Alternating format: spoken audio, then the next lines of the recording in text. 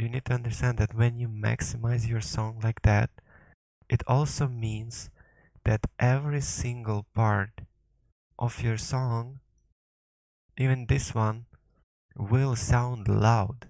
Even when it feels like there is nothing there, it will still stress your ears and make them more insensitized to more quiet sounds. So basically, when you maximize your track like that, it means that everything will be equally loud and there will be no room for your ears to relax.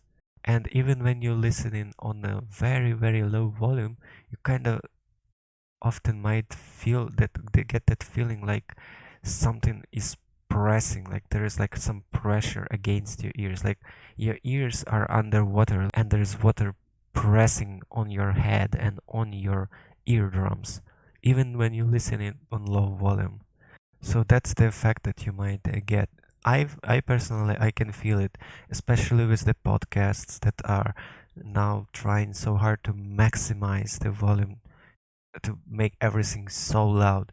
I have to actually turn down my volume to like to this like to 2% and I barely hear the host, and I still feel this like this discomforting pressure on my eardrums. I cannot relax. I feel like somebody is trying to to break my ears or something. So that's the downside of compression, but of maximizing and over compression. And but that's not the only downside. The other downside is also that your track or your song, it will lose its dynamic. You can see, for example, here I have a song here. Here's a beginning, then it's kind of like building up, then it's building up again, and then you have like this small culmination. Then you have like this relaxation after, so your ears can go back to being sensitive towards the low volume sounds. And then suddenly it quickly builds up again and then finishes up with the maximum volume. So at this time, after your ears have accustomed to low sound, when this loud volume suddenly hits, you actually feel it. You feel that hit. It makes you respond more emotionally to that sudden change.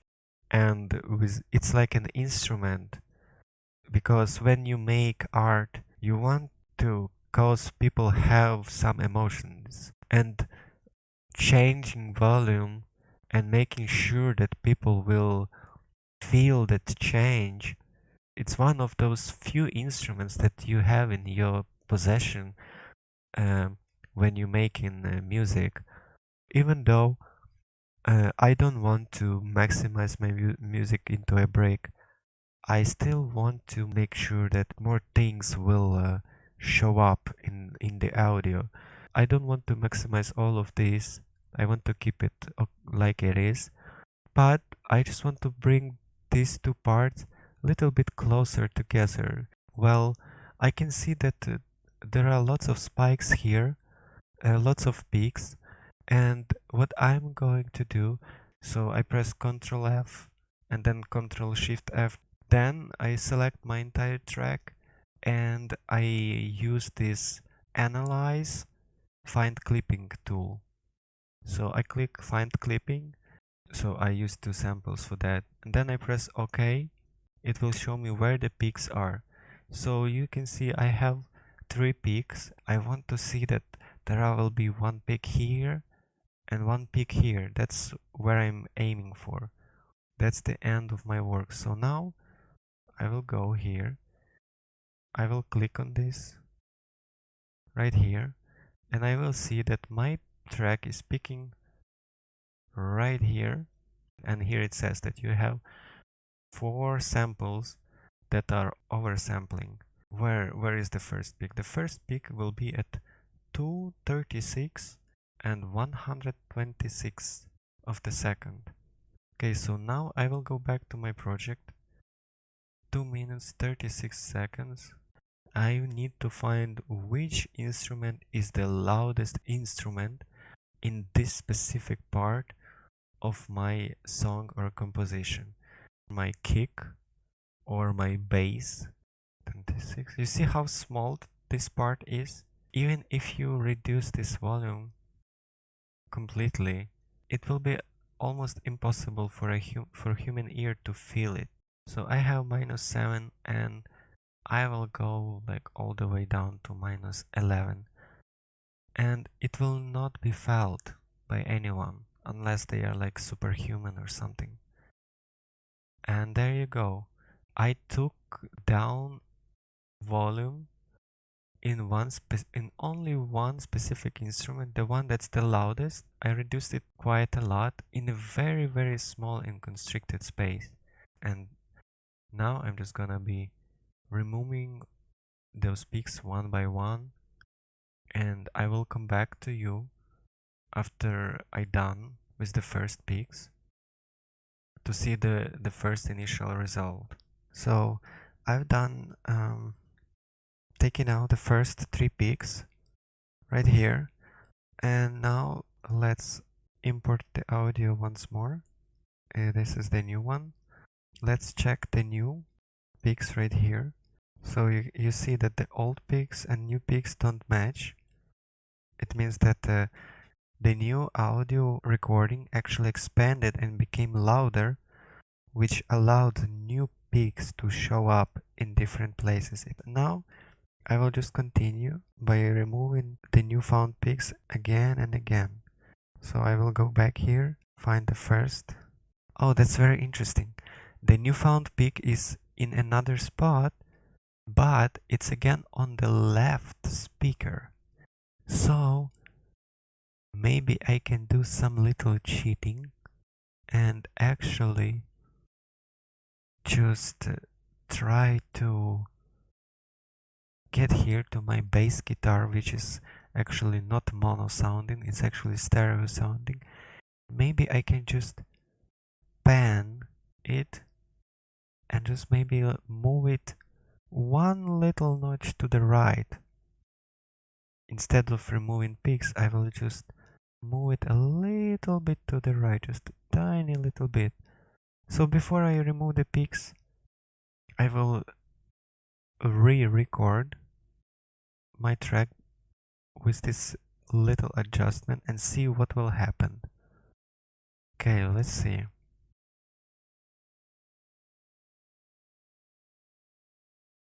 Okay, so the recording is done. And now let's see if it actually helped. Oh, look at that. The situation has changed. Now I actually have different peaks in different spots. Oh, look, and right now we have a peak on the right speaker, which means that we have actually balanced our loudest instrument in the track very well, so it doesn't oversample only on one side all the time. Let's see. Oh, it's still oversampling, but it's just 1/100th of 1 decibel. So it's actually very small, but it's still oversampling. I still want to at least at minimum to make sure that this is below 1.0000. It should be. I'm going to continue removing these peaks in my track. Okay, so this is an important moment. I went through 5 passes of peak removing so far, and now when I analyze clipping, there are no clipping anymore. And let's see, let's go back and check the track peak. You see, before it was 1.09, and now let's check again. Track peak is 0.999999. I was able to successfully remove all the clipping and oversampling, and from here I can basically say, okay, my track is not oversampling, it's not clipping. I can just leave it here leave it the way I want it to be. I don't want to touch it anymore. It's done. Or if I want, I can actually make the track, try to make the track louder, even louder than it was before. And to do that, to equalize the loudness of this culmination part with this one, if I want them to be similar in loudness, what I can do to continue, I can equally increase the loudness of every single instrument here by some very small fraction. I can throw any gain controlling device that you have on your arranger, and I will just increase the loudness by 1 decibel. And now I will just copy that controlling device into every single track, and then I'm gonna record this arrangement one more time and continue finding new clippings.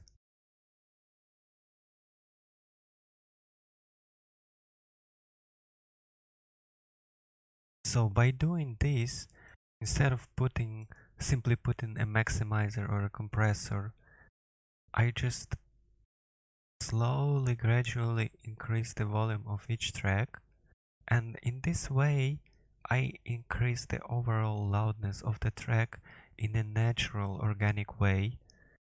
That's my goal, and it's up to you how much work are you willing to put into the procedure, because it's you can see it's very time consuming. You can just stop when you feel satisfied with the result. So make sure that you have a goal and what you want, what you wish to achieve. So as I said, my goal is to make the culmination part not exactly equal, but at least at least similar with each other, so they make more sense together. Okay, so now I'm just gonna continue removing those new clips. Okay, so now that I have analyzed the new track, the new recording, I found that there are like billions of clippings everywhere. It's not just like some small little part that just prevents me from making the track louder in general. It means what it shows here is that there is an instrument that's actually already very balanced, equally loud in the during the entire culmination. Personally, that's how I feel. I am not a professional again, but that's how I see, how I think of music. However, if I want to continue maximizing my track and equalizing this two culmination parts, I cannot longer just keep removing all those single clips here. If I reduce volume, if there's certain peak here, a person listening to the track will actually be able to recognize this decrease in volume. It might be not a very pleasant listening experience, and it will be quiet in those parts where it should be loud. Those are picking parts. Those are parts where maybe a drum hits or bass hits. So you want those parts to be louder than others naturally. From here, the only way to maximize your track is by sacrificing those picking parts. So it's up to you if you want to make that picking instrument, that drum or that bass, to hit softer and quieter, and by doing that you will be able to increase the overall